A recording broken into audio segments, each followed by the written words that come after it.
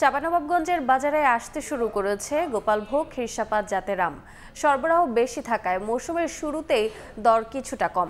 এই মুহূর্তে পুরাতন বাজারে আছেন সহকর্মী জাহাঙ্গীর আলম। সরাসরি যাচ্ছি তার কাছে।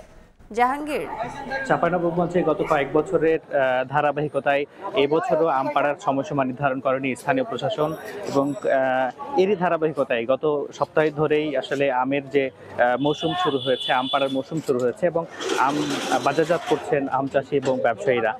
তারা পরিপক্ক হওয়ার পরেই মূলত আমগুলো বাজারে নিয়ে আসছে এবং বাজারের আমরা দেখছি এর মধ্যে বাজারে আম নামতে শুরু করেছে।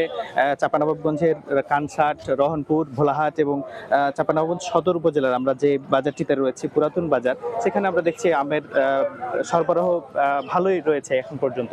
তবে বাজারের সরবরাহ বেশি থাকা এখন পর্যন্ত যারা ক্রেতা রয়েছেন তাদের সন্তুষ্টি থাকলেও আম বিক্রেতারা এবং যারা আম চাষি তারা বলছেন যে মৌসুমের শুরুতেই আসলে সরবরাহ বেশি থাকায় দাম কম।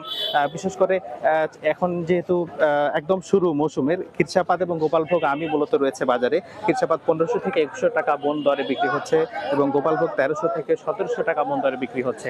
আম চাষি এবং ব্যবসায়ীরা বলছেন যে আমের যেই প্রক্রিয়াজাত পণ্য এবং রপ্তানির উপর গুরুত্ব না দিলে আসলে মৌসুমের শুরুতেই যেহেতু আম কম, তার একটা আশঙ্কা একটু থাকেই যে আমের আসলে লোকসানের মধ্যে তাদেরকে পড়তে হয় কিনা।